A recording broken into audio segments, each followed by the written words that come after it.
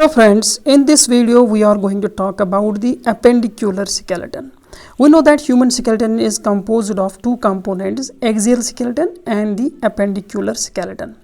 Now appendicular skeleton is the one that is formed of the bones that are present in our upper and lower extremities along with their girdles. So it comprises of the bones that are present in our extremities. The extremities are our forelimbs and hind limbs, so bones of extremities along with their girdles. Girdles are the structures, so along with their girdles. Girdles are actually the structures to which our limbs articulate. So the bones of extremities along with their girdles constitutes the appendicular skeleton. Now, as far as this appendicular skeleton is concerned, it has the following components, and it is formed of 126 bones. Appendicular skeleton can be divided into two components. Number first is the girdles. Now, girdles, as I mentioned, are the structures to which our limb bones articulate. Number second are the bones of the extremities apart from girdles. So bones of the extremities, they are the second component of the appendicular skeleton. As far as girdles are concerned, we have two types of girdles. Because we have two types of limbs, we have therefore two types of girdles. One is the pectoral girdle. A pectoral girdle is the girdle to which the forelimbs articulate. Number second is the pelvic girdle. So this pelvic girdle is that girdle to which our hind limbs articulate. So it provides the articulating facets for the hind limbs or the legs to articulate. Now, as far as the bones of extremities are concerned, we have one pair of the upper extremities. These are also called as the forelimbs. So we have one pair of upper extremities. Upper extremities are our forelimbs, or what we call as arms. So forelimbs make our upper extremities, and we have one pair of the lower extremities and one pair of the lower extremities. And these lower extremities are also called as the hind limbs. So these are called as hind limbs. Now let us take them now one by one. So let us first talk about the bones that make our pectoral girdle. Pectoral girdle is formed of 4 bones.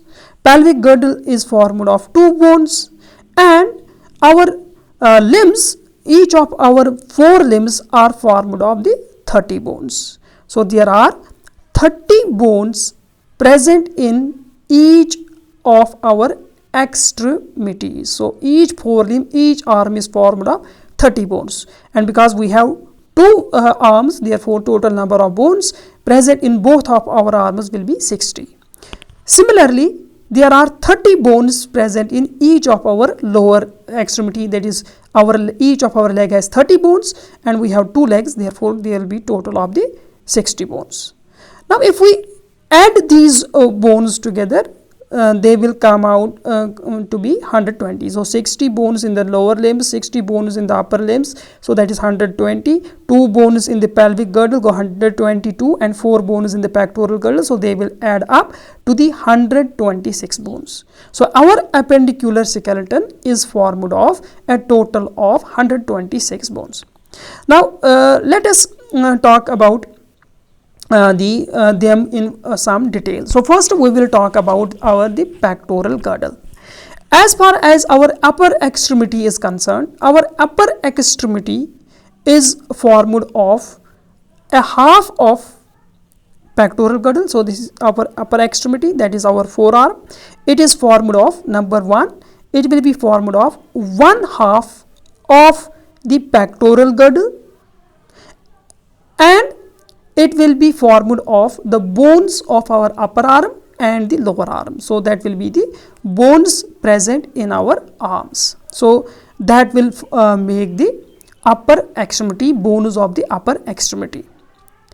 Now we have, remember we have two halves of pectoral girdle. Two halves of pectoral girdle will make one complete pectoral girdle. So one half will be present on one side and another will be present on another side.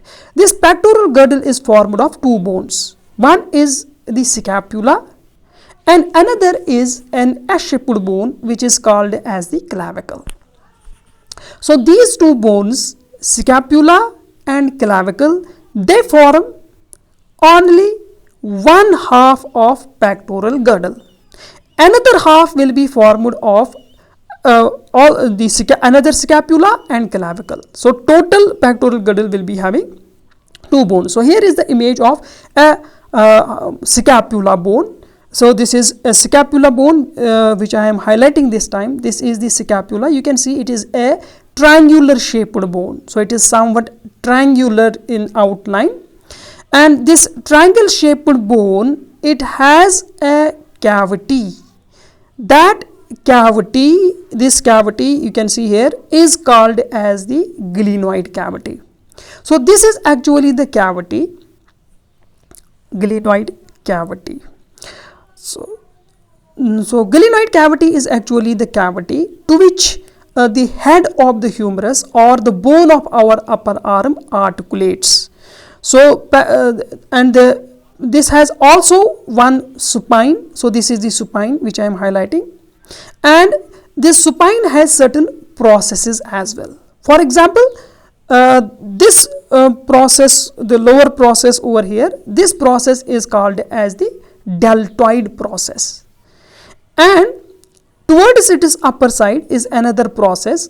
This process over here is called as acromion process. This is the process to which the clavicle will be attached. So this is the acromion process. This scapula has one more process, hook-like process. That hook-like process over here, so I will mark this with green.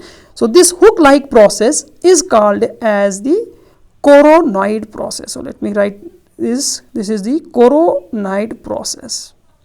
So these together form what is called as the scapula. Scapula is also the shoulder bone, so it makes our shoulder.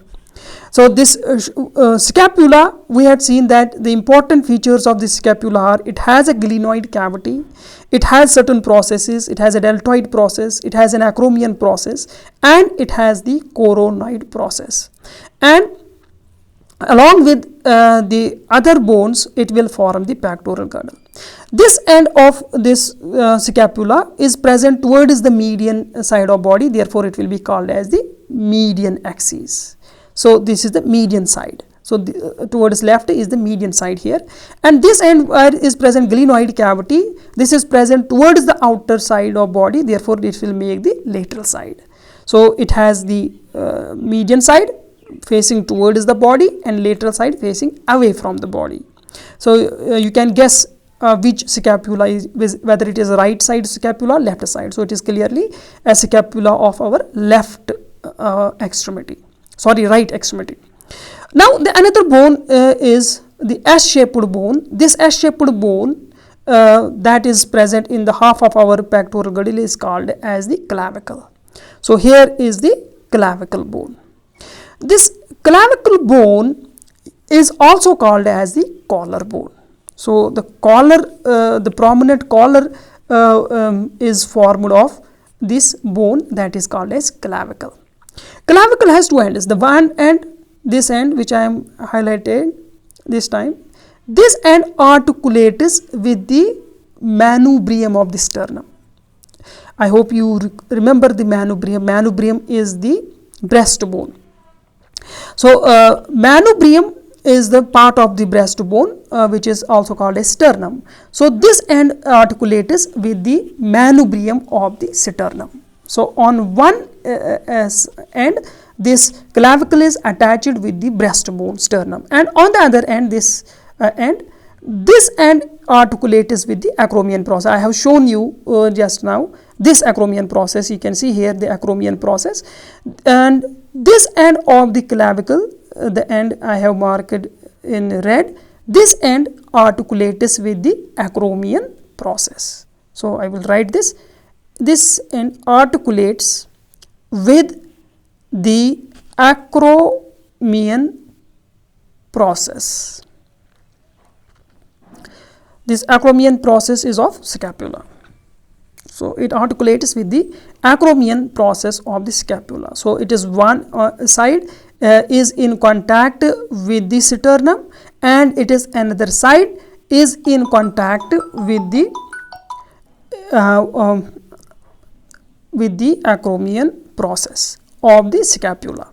So this makes our one half of the pectoral girdle. So each half of the pectoral girdle is formed of now two bones, and those two bones will then fuse and they will form a girdle like structure. You can see here they form a girdle like structure, and this girdle like structure, which is formed by the fusion of these four bones, this is actually called as the pectoral girdle.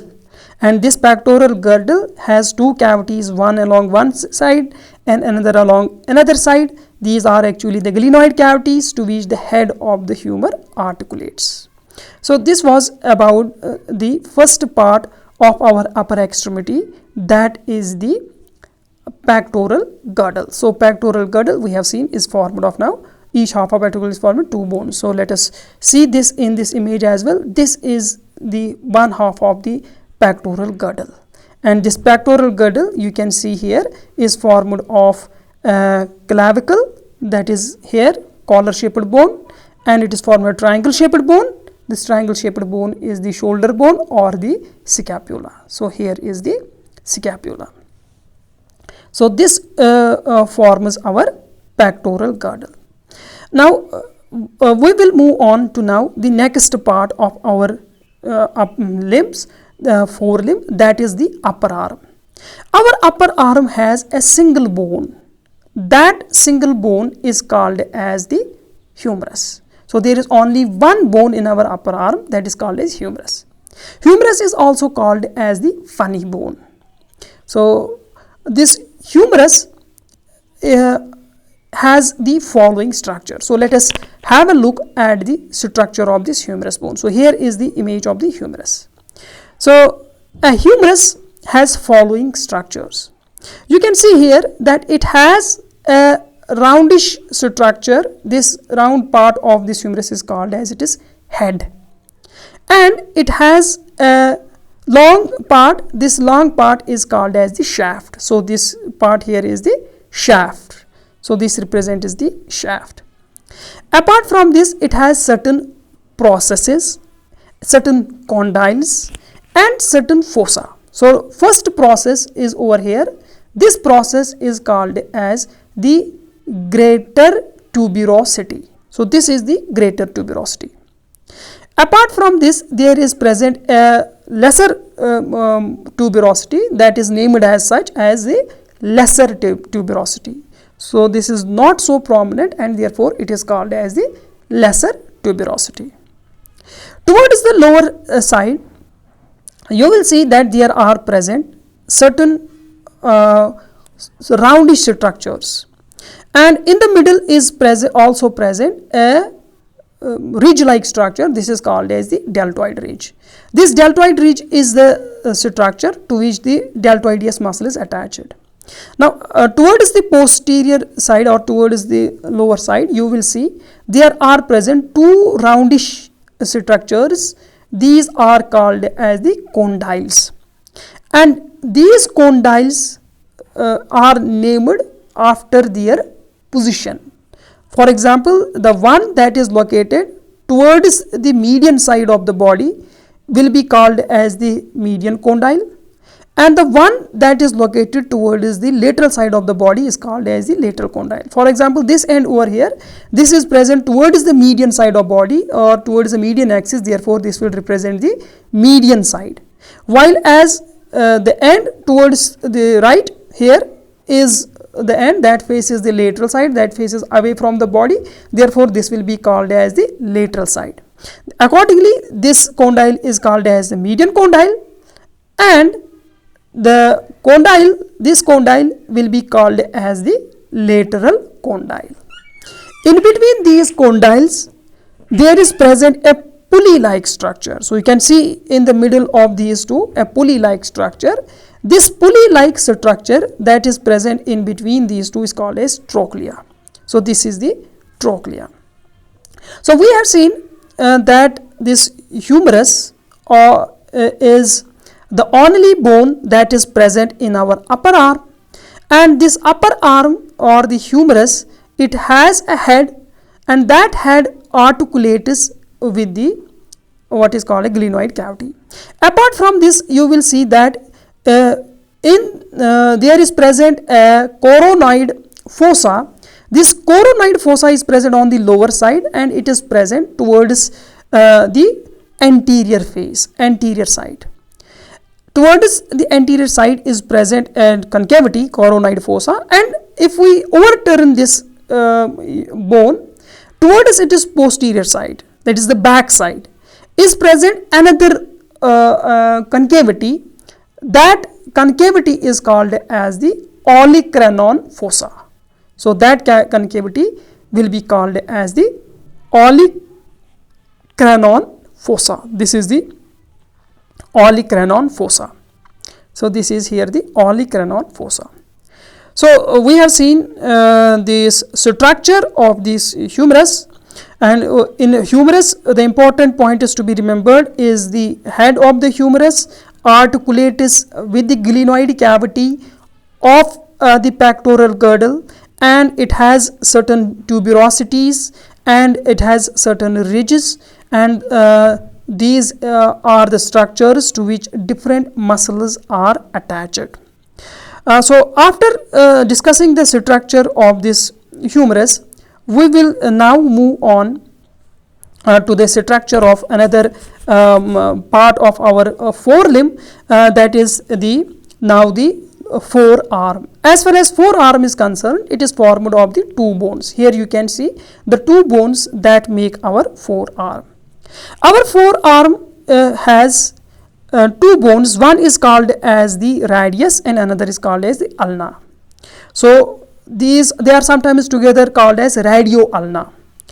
The ulna is the longer of the two and the radius is the shorter one. Radius is located towards the thumb, whereas ulna is located on the opposite end. This ulna bone you can see here is the longer one, and this radius bone, this I am highlighting in pink, this is the shorter one. So these are the two bones that are present in our forearm. Our forearm has two bones. Upper arm had only one bone. Now let us talk more about this ulna. As far as this ulna is concerned, this ulna has the following structures. Towards it is upper end, there is present a process. You can see here, this is a process. This process is called as the olecranon process. This olecranon process will fit into the olecranon fossa of the humerus bone. There is also another process, this is called as the coronoid process. So this is the second process. This will fit in the coronoid fossa of the humerus. So the prominence of our elbow is actually formed of this olecranon process. Apart from this, if we enlarge this portion of our ulna, there is present a concavity. This concavity is called as the notch, and because this notch, it fits with the trochlear notch of this humerus. So we had seen that humerus had a notch that is called as the pulley-like structure called as trochlea. Because that trochlea fits in this notch of the ulna, therefore this notch over here is called as the trochlear notch. So this will be called as the trochlear notch. So let us write down this. This is the trochlear notch. So ulna has a trochlear notch for articulating with the trochlea of humerus. Number next, there is another notch, and that notch, with that notch, it articulates with the radius bone. So this is here, this notch is called as the radial notch, because this is the notch by which it articulates with the radius. So this was about the ulna bone. So this is the ulna bone. Now let us talk about the another bone. We have seen that it has an olecranon process, a coronoid process, and it has a trochlear notch, and it has radial notches. Two processes and the two notches. Olecranon process makes the prominence of our elbow. This is actually formed of the olecranon process. And now let us talk about the radius, the shorter of the two bones.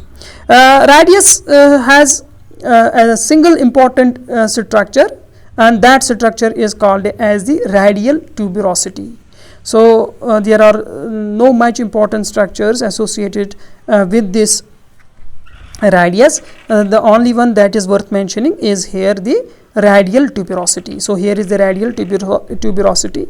So this was about this radioulna. This is the ulna and this is the radius, and these two make the bones of our forearm.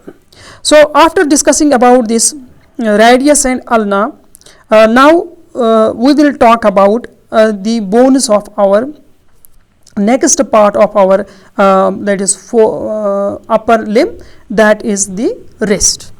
Now the wrist, our wrist is formed of the following bones. So let us talk about that. So let me write down the bones present in the wrist. Our wrist is formed of 8 bones. There are 8 bones present in our ribs, and these are collectively called as carpals. The bones of our rib, this wrist, are called as carpals. There are 8 carpals present in our wrist, and these carpals are present in 2 rows, and in each row there are present 4 carpals. So this is, I am making the 2 rows. One is the proximal row. So this, the row that is towards this radius and ulna, or towards the body, will be called as the proximal row, and the row that is present away from the body will be called as distal row. So this one is here the proximal row, and the lower one, or one that will be away from body towards digits, that will be the distal row. Now each of these rows has 4 carpals each. So let us first see what are the carpals present in the proximal row and the carpals present in the distal row. The carpals that are present in the proximal row include, number 1, they include scaphoid, number 1. Number 2 is lunate. Number 3 is triquetrum. This is number 3, and number 4th is the pisiform. These 4 carpals are present in the proximal row. Similarly, 4 carpals will be present in the distal row. Now let us talk about the carpals of the distal row. So first one is called as the trapezium. Number 2 is called as the trapezoid. Number 3 is called as capitate, and number last is called as hamate. So these are the 4 carpals of the distal row. These make our distal row. Now these can be shown here, S, L, T, P. So these are the 3 of the proximal row, and this T, T, C, H will represent the.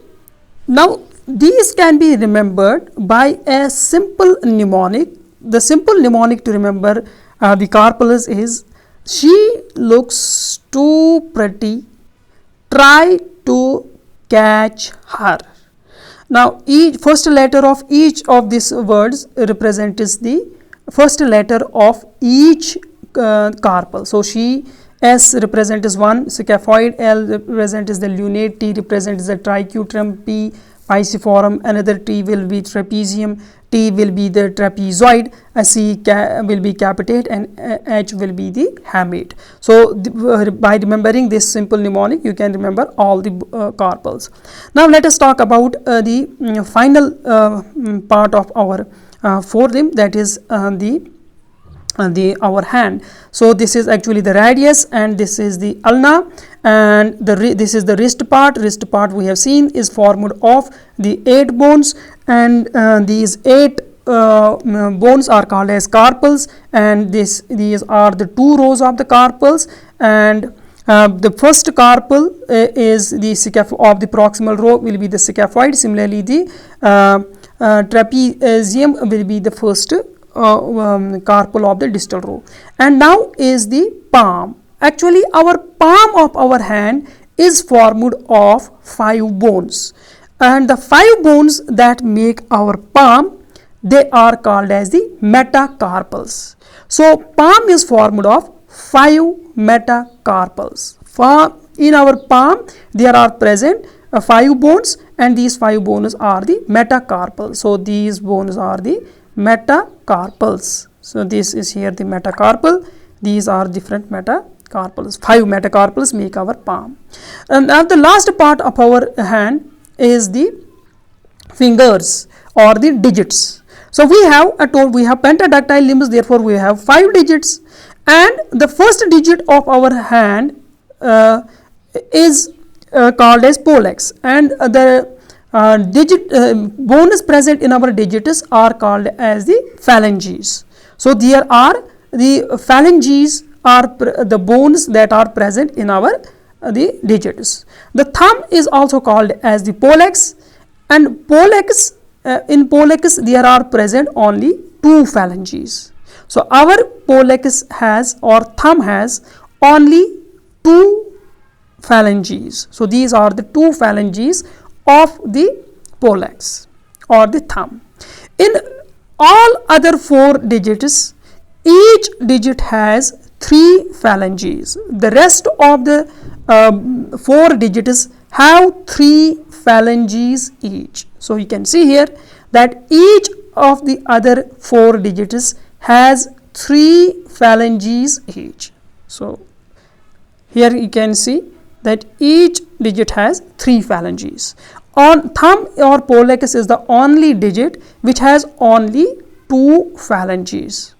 The arrangement and the number of these phalanges can be represented by a formula that is called as the phalangeal formula. So phalangeal formula is a formula that represents the number and arrangement of the phalanges in our digits, in our fingers.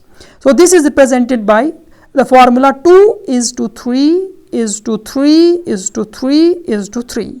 So there are 2 phalanges in our thumb, 3 phalanges in each of other 4 digits. So if we add up these, they will be equal to 14. So there are 14 phalanges in each hand of our hands. So let us have a final look and count the number of the bones now in our upper extremity. This is one of our upper extremity. This is the first bone. We have 1 clavicle, there is 1 scapula, 1 humerus in upper arm, and forearm has 2 bones. This is 1 ulna, 1 radius, and there are 8 carpals. Wrist is formed of 8 carpals, palm is formed of 5 metacarpals, and phalanges are 14. So these all will add up to the total of the 30 bones. So each extremity, upper extremity, has 30 bones. Upper 2 extremities will be having 60 bones. In next video we will talk about the bones of the lower extremity. Thank you.